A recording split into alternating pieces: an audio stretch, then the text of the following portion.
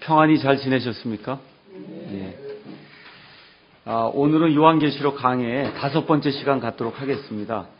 우리가 지난 시간에 계시록 1장 16절까지 이제 살펴봤고, 오늘부터 계시록 1장 이제 17절에 있는 말씀을 잠깐 보도록 하겠습니다. 여기 이제 그 17절에 가서 보니까 내가 그분을 볼 때 죽은 자 같이 그분의 발 앞에 쓰러지니 그분께서 오른손을 내 위에 얹으시며 내게 이르시되 두려워하지 말라. 나는 처음이요 마지막이다. 지금 그렇게 이야기하시죠. 한번 여러분, 요한계시록이 언제쯤 기록됐다 그랬어요? 96년. 그러면 이걸 기록한 사람이 누구예요? 사도 요한이. 그럼 사도 요한이 예수님을 이 땅에서 마지막 본 게 언제예요? AD 30년경이죠? 맞죠? AD 30년경에 예수님을 마지막 볼 때, 마지막 만찬이 일어나고 이렇게 할 때 요한이 예수님의 품에 기대어 있었죠. 맞죠? 그 정도로 친밀하게 예수님하고 지냈죠. 그렇죠? 그래서 그때 느끼던 예수님하고 지금 요한계시록에서 지금 계시가 되면서 예수님이 지금 다시 나타나셨는데, 요한의 그 기대했던 거랑 전혀 다른 지금 모습의 예수님으로 지금 여기 나타나게 되죠. 맞죠? 그러니까 여기 그 17절 바로 전에 가서 보면은 13절, 14절, 15절, 16절에서 우리 예수님께서 심판하시는 주님으로 이 땅에 지금 내려오시는데, 그 모습이 사도 요한이 지금부터 66년 전에 이 땅에 계실 때 봤던 그 예수님하고는 모습이 너무나 많이 다른 거예요. 어떤 모습으로 나옵니까? 너무나 영광스럽고 위엄이 있어서 도저히 그 앞에 서 있을 수가 없는 이 정도의 그런 그 모습을 가지고 지금 예수님이 나타나는 겁니다. 그렇게 하니까 사도 요한이 어떻게 됐어요? 죽은 자처럼 벌벌벌벌 떨면서 옛날에 이 지상에 다닐 때 자기가 심지어 품에 눕기도 했거든요. 그런 예수님이 아니에요. 지금 여기 계시록에 나타나는 심판하는 지금 예수님으로 나타날 때는 완전히 다른 모습으로 위엄이 있고 영광이 있고 두려우신 그런 분으로 이렇게 나타나니까 요한이 지금 여기 가서 보니까 죽은 자처럼 그분의 발 앞에 쓰러졌다, 지금 그렇게 기록하고 있습니다. 그러니까 저와 여러분이 예수님을 어떻게 생각하는지 모르겠지만 사도 요한도 아마 처음엔 그렇게 생각하지 않았을 거예요. 근데 실질적으로 예수님의 모습이 나타났는데 도저히 자기가 그 앞에 이렇게 맨정신으로 두 발 갖고 이렇게 제대로 쓸 수가 없는 그와 같은 상태로 돼버리고 말았다는 겁니다. 너무나 무서워갖고 그분의 발 앞에 쓰러지는 그와 같은 장면이 이제 나오죠. 그랬더니 예수님께서 오른손을 요한의 위에 얹으시며 뭐라고 말씀해 주십니까? 두려워하지 마라. 나는 처음이요 마지막이니 18절 나는 살아있는 자라. 내가 옛날에 십자가에 달려서 죽었고 그 위에 이제 부활하고 이제 승천해 있고 이런 상태인데, 그때나 지금이나 나는 계속해서 살아있는 자다. 전에 죽었으나 보라 내가 영원 무궁토록 살아있노라. 아멘. 또한 내가 지옥과 사망의 열쇠들을 가지고 있노라. 지금 그렇게 이야기하고 있습니다. 그러니까 지옥의 열쇠가 있고 사망의 열쇠가 있는데 우리 예수님이 이걸 갖고 있다는 거예요. 이거 뭘 얘기해 주려고 그러는 겁니까? 우리 믿는 사람들에게 걱정이 없다는 겁니다. 예수님을 믿는 사람들에게는 지옥과 사망에 대한 그와 같은 걱정이 전혀 없다는 거예요. 히브리서 2장 이거 그대로 접어놓으시고 왼쪽으로 쭉 옮겨서 히브리서 2장 14절 15절에 있는 말씀을 한번 보겠습니다. 예수님에 대해서 뭐라고 얘기하냐면, 그런즉 자녀들은 살과 피에 함께 참여한 자들이므로 그분도 예수님도 마찬가지로 같은 것의 일부를 취하셨으니 이것은 그분께서 죽음을 통해 일부 뭘 취했습니까? 살만 취했습니다. 그분께서 죽음을 통해 죽음의 권능을 가진 자 곧 마귀를 멸하시고 또 죽음을 두려워하여 평생토록 속박에 얽매인 자들을 건져내려 하심이라. 그래서 예수님께서 죽으셨다가 다시 부활하심으로 말미암아 모든 사람들, 예수님을 믿는 모든 사람들이 이제 죽음의 속박에서 이제 벗어날 수 있게 그렇게 해주셨다. 그래서 걱정이 없다는 겁니다. 그래서 여기 계시록 1장 18절에는 우리 예수님이 지옥과 사망의 열쇠들을 가지고 계신 분으로 지금 나오고 있습니다. 1장 19절이 요한계시록에서 가장 중요한 구절 중에 하나라고 이야기했습니다. 거기 보니까 예수님이 뭐라고 말씀하시냐면 내가 본 것들과 지금 있는 것들과 이후에 있을 것들을 기록하라고 해서 요한계시록은 총 몇 장으로 구성이 되어 있어요? 22장으로 구성이 되어 있는데 그 중에 내가 본 것, 과거에 있는 게 있고 지금 있는 것, 현재, 요한 당시에 현재에 있는 게 있고 그 다음에 앞으로 있을 것 해서 요한 이후에 있을 그와 같은 세 단원으로 분명하게 책이 구분이 되어 있다는 겁니다. 그러니까 요한이 본 게 어디에 기록되어 있냐면 1장에 기록되어 있고 그렇죠? 그 다음에 요한 당시에 있는 것이 2장과 3장에 기록되어 있고 그 다음에 4장부터 시작해서 22장까지가 이후에 있을 것들을 지금 기록하고 있는 겁니다. 이해하시겠죠? 자, 그럼 20절로 넘어가서 곧 그것이 무슨 내용이냐 하면 곧 내가 본 내 오른손에 있는 7별과 7금 등잔대의 신비라. 그러면서 또 예수님이 설명을 해주죠. 7별은 7교회의 천사들이요. 내가 본 7등잔대는 7교회니라. 그러니까 계시록에서 어렵게 되는 부분은 대부분 예수님이 설명을 해주십니다. 그래서 지금 여기 뭘 봤냐 하면은 예수님의 오른손에 7별과 7금 등잔대가 있다는 거예요. 근데 7별은 7교회의 천사, 곧 7교회를 위해서 심부름꾼 노릇을 하고 있는 그 목사들에 대한 그런 내용이고, 그 다음에 이 7금 등잔대는 7교회인데, 그게 지금 누구의 손 안에 있다는 겁니까? 예수님의 손 안에 있다는 거예요. 그러니까 목사든지 아니면 교회든지 바른 교회고 바른 목사면은 그게 다 예수님의 지금 손 안에 들려 있다는 겁니다. 그러니까 그리스도 중심의 교회, 또 그리스도 중심의 목사가 돼야 된다. 지금 성경이 그렇게 이야기를 하고 있는 거죠. 그 다음에 여기 보니까 신비라고 하는 말이 나오는데 신비는 하나님께서 가르쳐 주지 않으면 알 수 없는 그와 같은 일들을 성경은 신비라고 이야기합니다. 그래서 성경이 여러 가지 신비가 많이 나오는데 그 신비들의 대부분이 그리스도인들에게만 하나님께서 특별히 계시를 해주신 그와 같은 내용들이 됩니다. 자, 그래서 여기 가서 보면 별은 목사들, 천사들이 이제 가리킨다 얘기했는데, 예를 들어 계시록 12장 4절 한번 가서 보시죠. 계시록 12장 4절에 가서 보니까 용이 이제 용 얘기가 나오는데 4절에 그의 꼬리가 하늘의 별들 중 3분의 1을 끌어다가 땅에 내던지더라.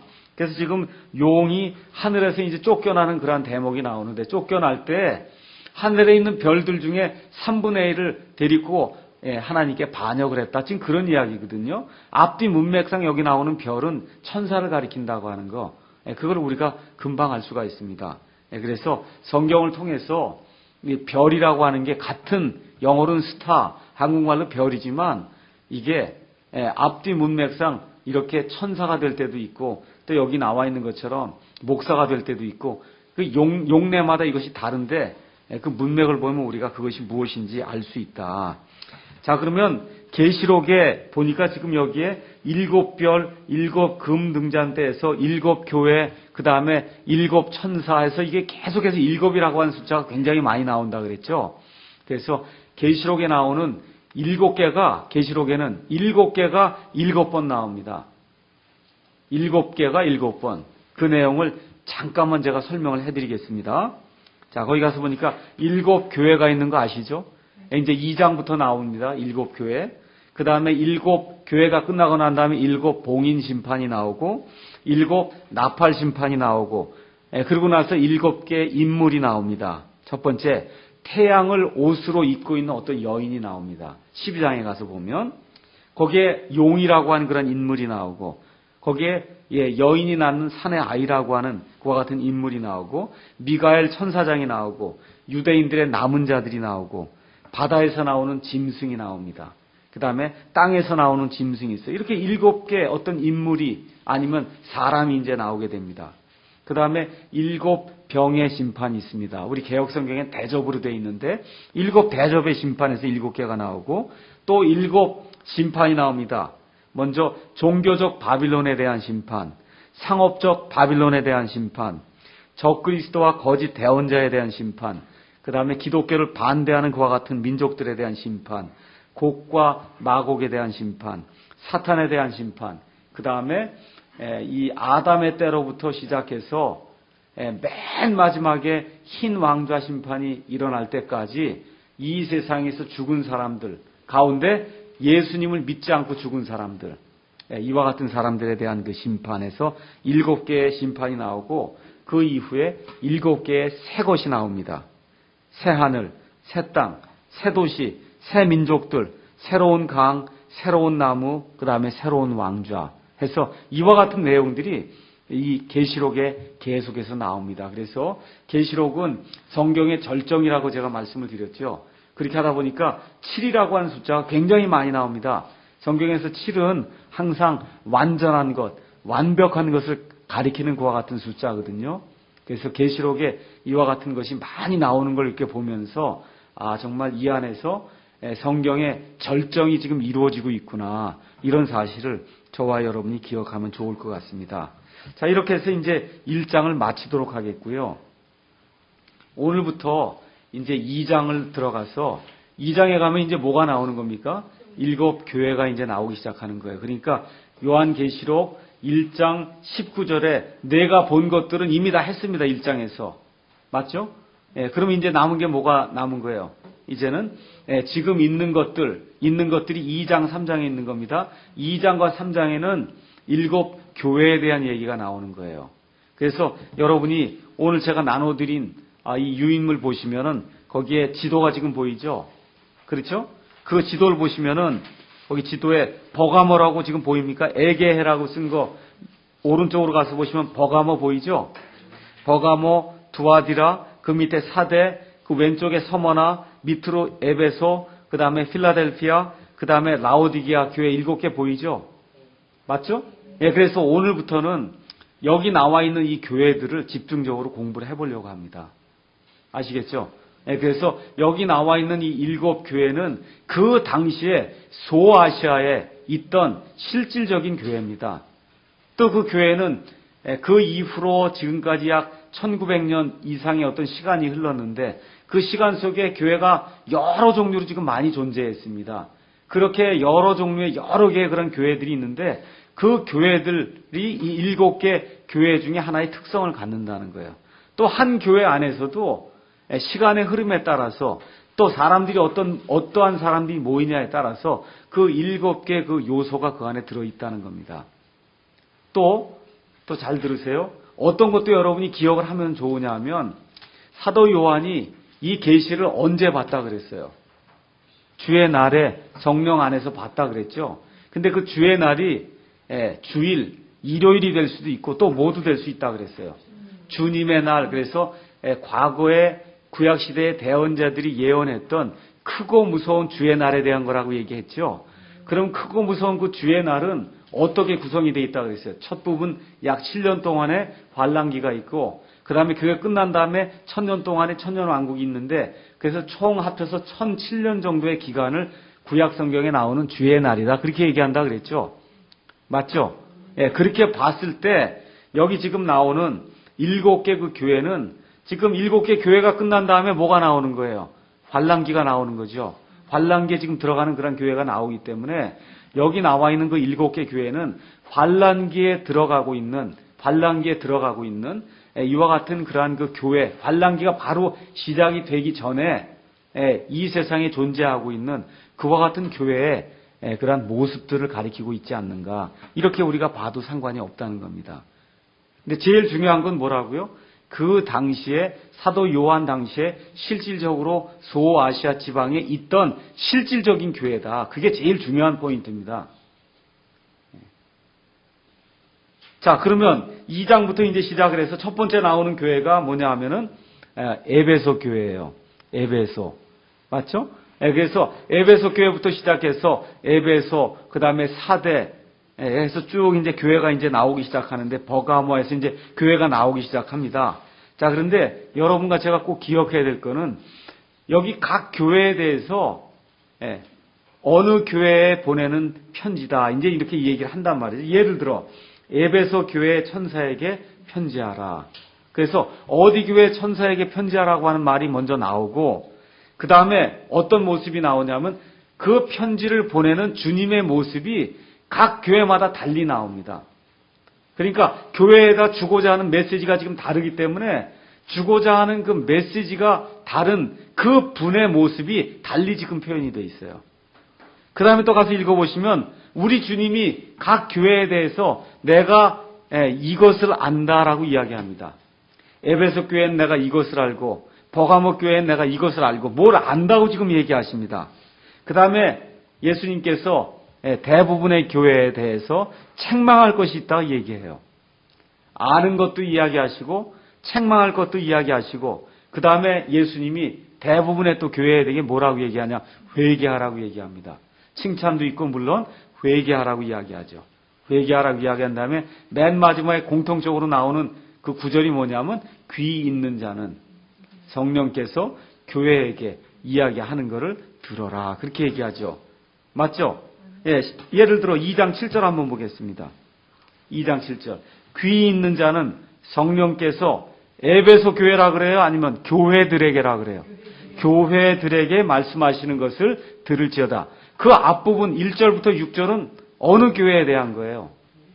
에베소 교회에 대한 건데 그게 에베소 교회에만 적용이 되는 게 아니라 뭐라고 얘기하는 거예요? 모든 교회들에 다 적용이 되는 말씀이다.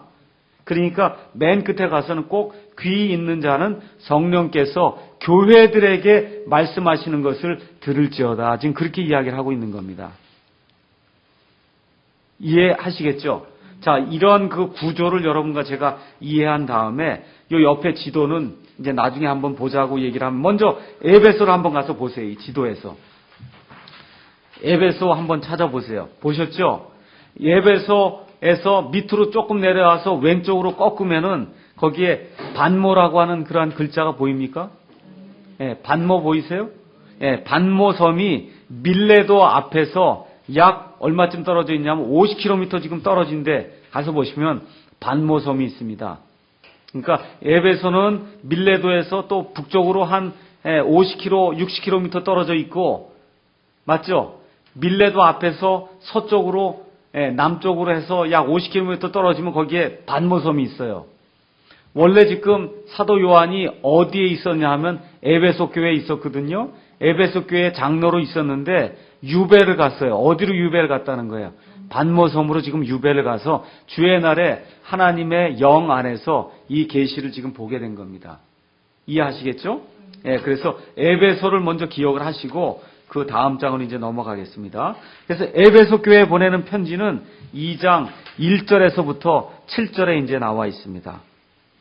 먼저 이 각 교회에 보내는 그 말씀을 이해하려면은 각 교회가 처해 있던 그 상황을 좀 이해를 해야 됩니다. 라오디게아 교회 그러면 라오디게아 교회에 어떠한 배경이 있는가? 그 지역은 어떠하고 거기에 나오는 그와 같은 어떤 유명한 물품은 뭐고 이런 것들을 이해해야 잘 들으세요. 그런 것들을 이해해야 예수님께서 이런 말씀을 그 교회에게 줄 때 이게 이와 같은 것들을 염두에 두고 예수님께서 이 말씀을 주시는구나. 그걸 이해할 수 있다는 겁니다. 먼저 에베소라고 하는 그러한 그 도시는 항구 도시입니다. 그래서 소아시아 모든 교역로의 중심지고 소아시아에서 가장 큰 도시였습니다. 소아시아에서 가장 큰 도시였어요. 그래서 에베소라고 하는 도시는 아시아의 시장이며 문명의 빛이라는 별칭을 얻기도 했습니다. 소아시아 지방에서 제일 큰 도시라 그 얘기입니다. 또한 에베소가 교통의 요지였던 만큼 많은 이교도들이 거기 모여 살면서 이교도들의 풍습에 따라서 신전도 짓고 거기에서 이방 신들을 섬겼습니다. 이렇게 하다 보니까 어떤 일이 생겼냐 하면 고대에 7대 불가사의가 있었어요. 피라미드라든지 여러 가지 그와 같은 불가사의가 있었는데 그 중에 하나가 뭐냐면 에베소라고 하는 그런 도시에 다이애나의 신전이 있었습니다. 다이애나의 신전. 다이애나는 사도행전 19장 35절 요거 접어 놓으시고 사도행전 19장 35절 한번 가서 보겠습니다. 에베소 지방에서 사도 바울이 복음을 선포함으로 말미암아 그 지역에 소요 사태가 발생했습니다. 19장 35절. 그래서는 거기 모인 사람들이 에베소 사람들이 이제 모여갖고 뭐라고 지금 얘기했냐 하면 에베소 사람들의 다이아나여 다이아나여 하고 그냥 큰 소리로 이제 외치기 시작했단 말이죠. 34절 가서 보세요. 그들은 그가 유대인인 줄 알고 모두 한 목소리로 얼마쯤 소리를 질러요? 2시간쯤 소리 질러 이르되 위대하시도다 에베소 사람들의 다이아나여. 에베소 사람들에게는 이 다이아나 여신이 있는데 이 다이아나 여신이 풍요의 여신이에요. 그래서 여기 가서 이제 다이아나 여신의 그림이나 아니면 조각품을 보면 젖가슴이 수도 없이 많습니다. 그래서 젖을 많이 먹임으로 말미암아 이게 풍요롭게 자식을 많이 키우고, 이게 사람의 경우에는 자식을 많이 키우는 거고 농산물 같은 경우에는 이렇게 많은 풍작을 가져오게 하는 그와 같은 여신이었어요. 근데 그 다이애나가 워낙 유명했기 때문에 거기에 엄청나게 커다란 다이애나 여신이 있었단 말이에요. 다이애나 여신 그 신전이 있었습니다. 그러니까 이 사람들이 거기에 가서 사도 바울이 말씀을 전하니까 이 소아시아 지방에서 예수 그리스도의 복음을 듣지 않은 사람이 없다 그랬어요. 이렇게 하다 보니까 에베소 사람들의 이교도들이 분노해갖고, 그래서 지금 이 예수 믿는 사람들을 핍박하려고 지금 모여갖고는 지금 소요 사태를 일으켰거든요. 그러고는 지금 뭐라고 떠드는 겁니까? 에베소 사람들의 다이애나여 위대하시도다. 에베소 사람들의 다이애나여 하면서 다이애나를 찬양하는 그와 같은 대목이 안에 기록되어 있습니다. 그런데 그 당시의 신전이 엄청나게 컸다는 거예요. 그래서 과연 저걸 어떻게 사람이 지었을까 할 정도로 그렇게 엄청난 규모의 그런 신전을 지었기 때문에 그게 고대 7대 불가사의 중에 하나였습니다. 그런 게 에베소라고 하는 도시의 한가운데 한복판에 있었다는 겁니다. 이해하시겠죠? 그 배경을. 그렇게 하다 보니까 그 안에서 여신 숭배도 있고 황제 숭배도 있고 또 이교도들이 이렇게 엄청나게 몰려 있으니까 여러 가지 신비 종교도 있고 마술도 있고 해서 여러 가지 것들이 많이 그 안에서 성행을 했습니다. 이렇게 이제 종교적으로 보면은 엄청난 그런 우상 숭배가 이제 성행을 했고 정치적으로 봤을 때 에베소는 자유도시였습니다.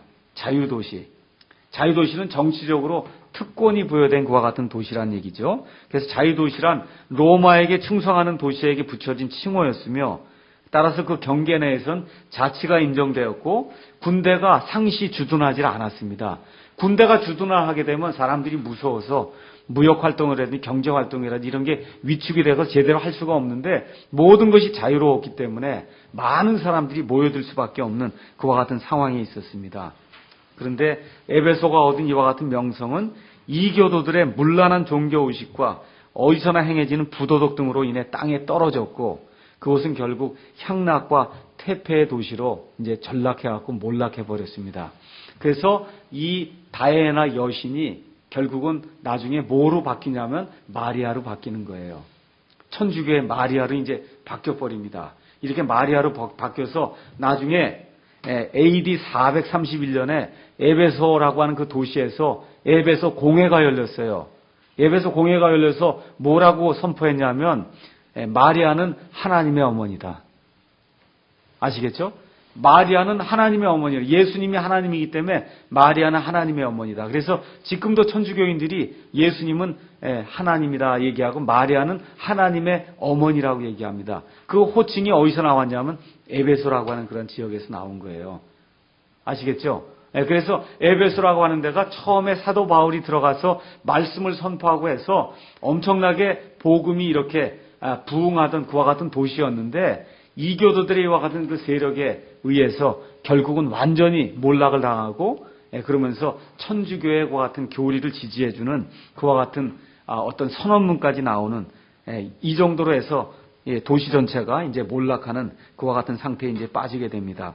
여러분이 사도행전 읽어보시면 사도 바울이 1차, 2차, 3차 선교 여행을 다녔는데 사도 바울이 2차 선교 여행 때 이곳을 방문해서 교회를 세웠고 3차 선교 여행 때는 여기에 두란노라고 한 사람이 학교를 가지고 있었어요. 그래서 그 두란노라고 한 사람의 그 학교에 들어가서 직접 2년 동안 목회를 했습니다. 여러분 이제 나중에 사도행전 20장을 가서 보시면 알겠지만 사도 바울이 처음에 에베소의 교회에 가서는 집집마다 돌아다니면서 눈물로 경고를 하고 눈물로 수고를 하면서 이렇게 하면서 사도 바울이 직접 이 교회를 세워서 처음에는 아주 영적으로 활기가 넘친 그런 교회였습니다.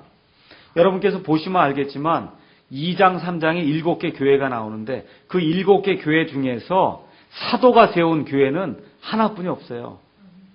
사도, 예수님의 사도라고 불리는 사람이 세운 교회는 하나뿐이 없어요. 어떤 교회예요? 에베소 교회뿐이 없어요. 나머지 교회는 사도가 세운 교회가 아닙니다. 그래서 사도 바울은 여러분이 디모데후서 한번 가서 보시겠습니까?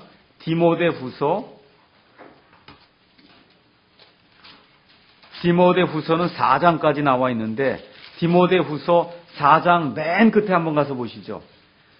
디모데후서 4장 22절이 끝이고 22절 끝난 다음에 우리 킹잼 성경에는 이걸 누가 기록했다 이 내용이 나와 있습니다. 거기 가서 보니까 뭐라고 기록되어 있냐면 에베소 사람들의 교회에 첫 번째 감독으로 임명받은 디모데에게 보내는 두 번째 서신을 바울이 네로 앞에 두 번째 불려나갈 때 로마에서 써서 보냈다. 이렇게 기록이 돼 있죠. 맞죠? 그러니까 에베소 교회의 첫 번째 감독으로 누가 임명을 받았어요?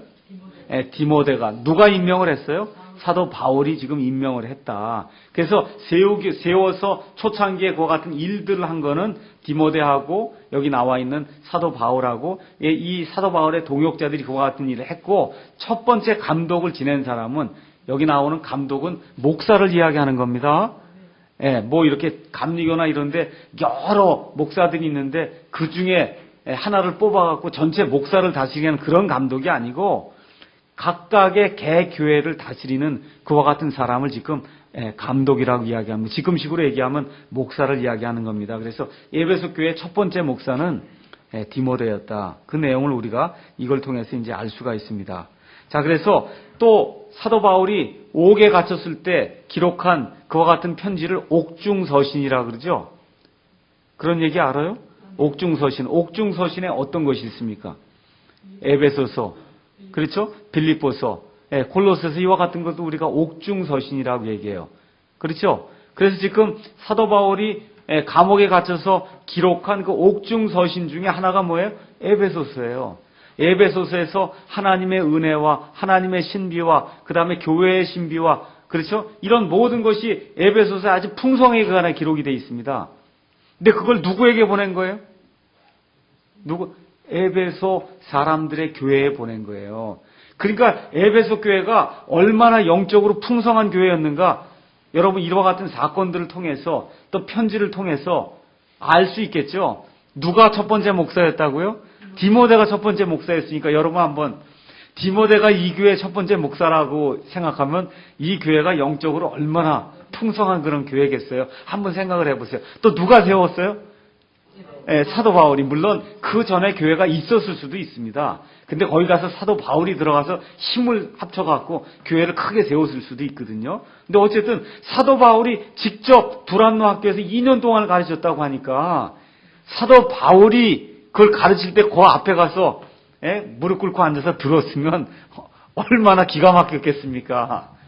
그렇죠? 그러니까 그렇게 멋있는 그런 교회였어요. 사도 바울이 에베소서라고 하는 그런 멋있는 그와 같은 그 서신서를 이렇게 기록을 해주고 참 처음에 좋았습니다. 근데 나중에 가서 보니까 뭐라 그래요? 첫사랑을 잃어버렸다 그러죠. 그렇죠? 이 교회의 특징이 그거예요. 처음 사랑을 잃어버렸다는 거예요. 이 교회의 특징이. 자, 그 다음에 또 누가 에베소에 있었냐 하면 유세비우스라고 하는 역사가는 사도 요한이 말년에 자기의 생애를 에베소에서 보냈다 그럽니다. 그러니까 에베소에서 보냈다. 그렇게 지금 기록을 하고 있습니다.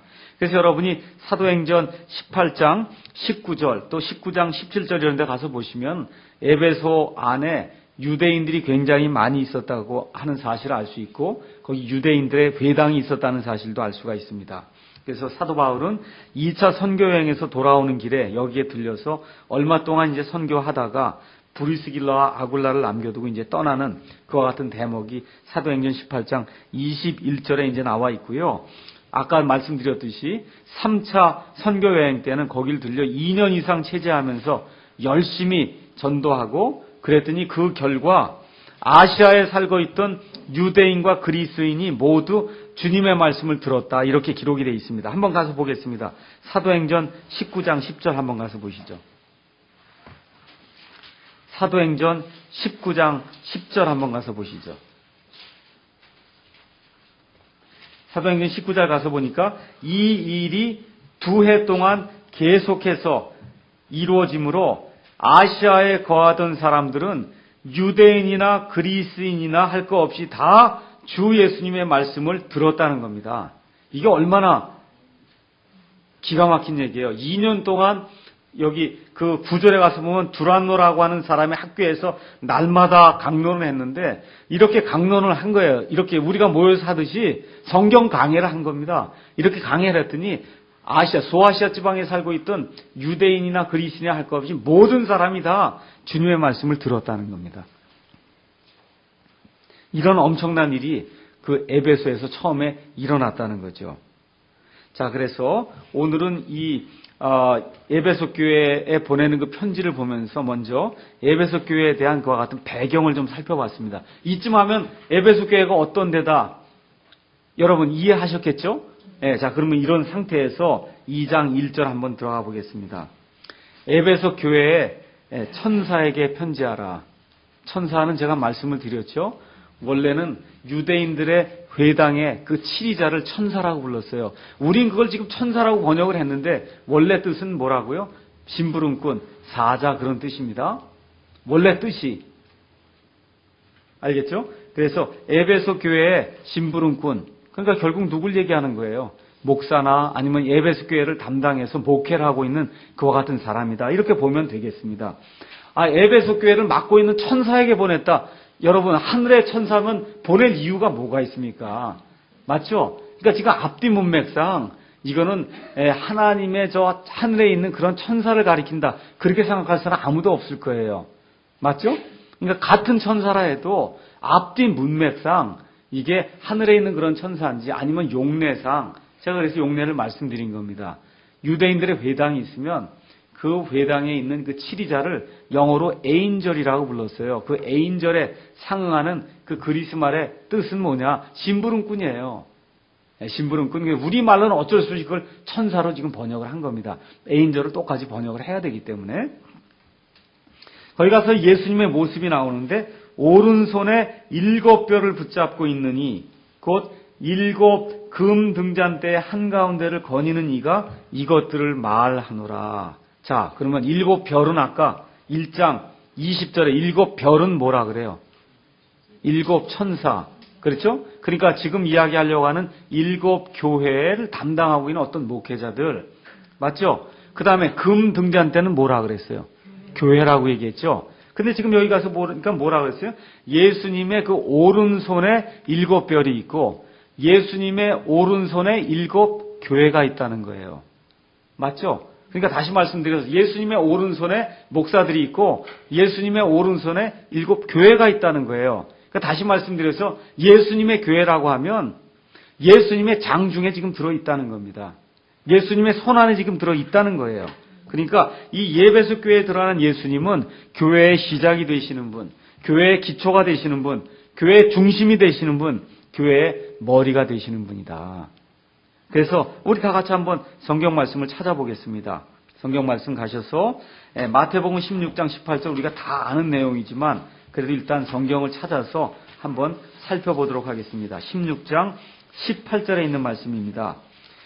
시몬 베드로가 주는 그리스도시여 살아계신 하나님의 아들이십니다. 이렇게 고백을 했더니 예수님께서 18절에 또 내가 네게 이르노니 너는 베드로라 이 반석 위에 내가 내 교회를 세우리니 지옥의 문들이 그것을 이기지 못하리라. 음부의 권세가 아니고 지옥의 문들이 그것을 이기지 못한다. 그러니까 이 땅에 존재하는 모든 교회는 누구의 교회가 되어야 됩니까? 누구의 교회? 예, 성령님의 교회? 어느 면에서 성령님도 하나님이고 예수님도 하나님이고 아버지 하나님도 하나님이라고 얘기하면 그런 의미에서는 성령님의 교회 오케이, 맞아요. 그렇지만 성경에서 얘기하는 교회는 예수님의 교회입니다. 예수님이 머리 되시고 예수님이 세우시고, 맞죠? 예수님이 중심이 되시고 예수님이 기초가 되는 그 교회가 성경에서 이야기하는 바른 교회입니다. 그러니까 우리가 교회 안에서 누구를 높여야 돼요? 예수님을 높여야 돼요. 성령을 높이면 안 돼요. 성령은 어떤 일을 하세요? 예수님에 대해서 보여주시고 예수님이 하신 말씀들을 기억나게 하시지 성령님이 직접 영광을 취하는 일은 교회에 없습니다. 이해하시겠죠? 그래서 예수님 중심의 그런 교회가 되어야 된다. 그래서 예수님이 지금 에베소 교회에 나타나셔갖고 뭐라고 얘기하는 거예요? 내가 교회의 중심이다. 지금 그 얘기를 하는 거예요. 내가 교회의 중심이다. 교회의 중심인 내가 지금 너희에게 이와 같이 말한다. 지금 그렇게 이야기를 하고 있는 겁니다. 자, 그래서 이 에베소 교회의 특징을 이제 가서 보니까 특징이 2절, 3절에 이제 나옵니다. 우리 에베소 교회 그러면 항상 생각하는 게 뭐예요? 첫사랑을 잃어버린 교회. 첫사랑을 잃어버리면 그 좋은 겁니까? 나쁜 겁니까? 나쁜 거죠. 그러니까 에베소 교회는 나쁜 교회인가 보다. 이렇게 그 부정적인 인상을 가지고 있거든요. 근데 여러분과 제가 한번 여기 살펴보시면 알겠지만 이 부정적인 것보다는 긍정적인 게 훨씬 많았던 교회예요. 긍정적인 게 훨씬 많았습니다. 그래서 에베소 교회는 첫 세대가 가졌던 복음의 열정을 잃어버리고 있었지만 그럼에도 불구하고 기독교의 진리를 수호하는데 결코 게으르지 않은 교회였습니다. 우리 한국 교회도 지금 에베소 교회하고 거의 비슷하거든요. 처음에 복음이 들어와서 가난하고 못 살고 할 때 그 성도들이 열심히 기도하고 사랑하고 하던 그와 같은 그 첫사랑이 있었는데 지금 그 첫사랑을 가지고 있는 교회가 거의 없어요. 첫사랑을 지금 잃어버렸습니다. 그렇게 하다 보니까 세상의 모든 풍조를 따라서 락 음악도 들어오고 교회에서 댄스도 하고 뭐 교회에서 뭐 별거 다 해요. 지금 가서 보니까 제가 사는 동네에서는 교회에서 요가도 가르치더라고요. 교회 건물 안에서. 지금 뭐 이게 좋은 건지 나쁜 건지 거룩한 건지 거룩하지 않은 건지 이런 것 자체가 구별이 안 되는 시대입니다. 그래서 모든 것이 이렇게 믹스가 돼서 혼합이 돼갖고 그래서 이교도들의 것과 하나님의 것이 전혀 구분이 안 된 채 지금 교회 안에서 지금 이루어지고 있습니다. 락 음악 얼마나 꽝꽝대고 그러니까 교회 안에서. 왜 그렇게 해요? 젊은 아이들이 그걸 해야만 교회에도 놀이거리가 있다는 거죠. 밖엔 다 그거 하는데 그러니까 교회 안에 락 음악 들여오죠. 댄스 하죠. 교회 안에서 드라마 하죠. 이런 모든 것들이 첫사랑을 잃어버렸기 때문에 그러니까 교회가 복음이 없으니까 복음 이외에 다른 것들로 자꾸 무언가를 대체하려고 지금 노력을 하다 보니까 이와 같은 일이 이제 발생을 하는 겁니다. 자, 2장 2절에 이제 에베소 교회의 이제 특징에 대해서 이제 나오는데 첫 번째가 믿음과 행위가 일치하는 교회다. 예수님이 뭐라고 말씀하시냐면 내가 내 행위를 안다. 행위 영어로 가서 보니까 뭐로 돼 있냐면 works로 돼 있어요. 내가 내 일들을 안다는 거예요. 내가 지금까지 하고 있는 그 일들을 안다. 물론 우리말은 이제 행위라고 이제 번역을 했는데 원래 뜻은 일이라는 얘기예요. 에베소 교회가 많은 일을 했다는 겁니다. 우리 한번 데살로니가전서 1장 3절 한번 가서 보시죠. 데살로니가전서 1장 3절에 가서 보면은 사도 바울이 데살로니가 교회에 대해서 이제 편지를 쓰면서 뭐라고 이야기하냐면 하나님 곧 우리 아버지의 눈앞에서 우리 주 예수 그리스도 안에 있는 너희의 믿음의 행위와 사랑의 수고와 소망의 인내를 끊임없이 기억한다. 그렇게 이야기를 했거든요. 거기 가서 보니까 행위가 어디에서 나와야 된다는 거예요? 믿음에서 나오는 행위래야만 됩니다. 교회에서 행하는 행위는 믿음에서 나오는 행위를 해야 돼요. 목사가 하라고 해서 하는 행위가 아니고 믿음이 있기 때문에 나오는 행위가 풍성해야 됩니다. 풍성해야 돼요. 자, 우리 요 옆으로 넘겨서 에베소서 2장 한번 가서 보시겠습니다. 에베소서 2장 8절 한번 보겠습니다. 2장 8절에 가서 보니까 너희가 믿음을 통해 은혜로 구원을 받았나니 그것은 너희 자신에게서 난 것이 아니요 하나님의 선물이니라. 행위에서 난 것이 아닌 이것은 아무도 자랑하지 못하게 하려 함이라. 10절 중요한 구절입니다. 우리는 그분의 작품이요 그리스도 예수님 안에서 선한 행위를 하도록 창조된 자들이니라. 하나님께서 그 선한 행위를 미리 정하신 것은 우리가 그 행위 가운데서 걷게 하려 하심이니라. 구원은 행위가 없이 은혜로 받지만 구원받은 이후에는 믿음에 따른 행위가 반드시 나와야 된다고 성경이 이야기하고 있습니다. 근데 이 에베소 교회는 이와 같은 믿음의 행위가 있는 교회였다고 지금 예수님이 칭찬해 주고 있습니다.